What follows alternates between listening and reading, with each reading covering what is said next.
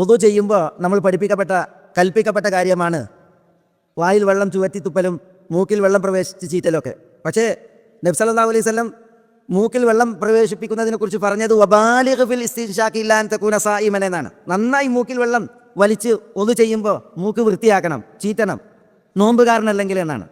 അപ്പോൾ നോമ്പുകാരനാണ് എങ്കിൽ ആ സന്ദർഭത്തിൽ ശ്രദ്ധിക്കണം. മൂക്കിലൂടെ വെള്ളം നമ്മുടെ ഉള്ളിലേക്ക് പോകുന്ന വിഷയം. ഒരാൾ റമദാൻ്റെ പകലിൽ ദാഹിച്ചു വലഞ്ഞ അവസ്ഥയിൽ മൂക്കിലൂടെ വെള്ളം ഒതു ചെയ്യുന്ന സമയത്ത് എടുത്താൽ ഉള്ളിലേക്ക് ഇറങ്ങുക എത്രയായിരിക്കും? അയാളുടെ ദാഹം മാറാൻ ഒരിക്കലും വെള്ളം മൂക്കിലൂടെ താഴത്തേക്ക് ഇറങ്ങൂല.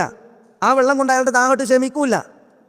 എല്ലാവർക്കും അറിയാം, മൂക്കിലൂടെ വെള്ളം എടുത്തിട്ട് ചീറ്റിയിട്ടുണ്ടെങ്കിൽ അഥവാ ഉള്ളിൽ പോയിട്ടുണ്ടെങ്കിൽ തന്നെ എത്ര പോകും? ദാഹം മാറാൻ മാത്രം ഉള്ളിലേക്ക് ഇറങ്ങൂല, വളരെ കുറച്ച് വെള്ളമേ പോകുള്ളൂ. എന്നിട്ട് നബി സല്ലല്ലാഹു അലൈഹി വസല്ലം തങ്ങൾ പറയാണ് സൂക്ഷിക്കണം.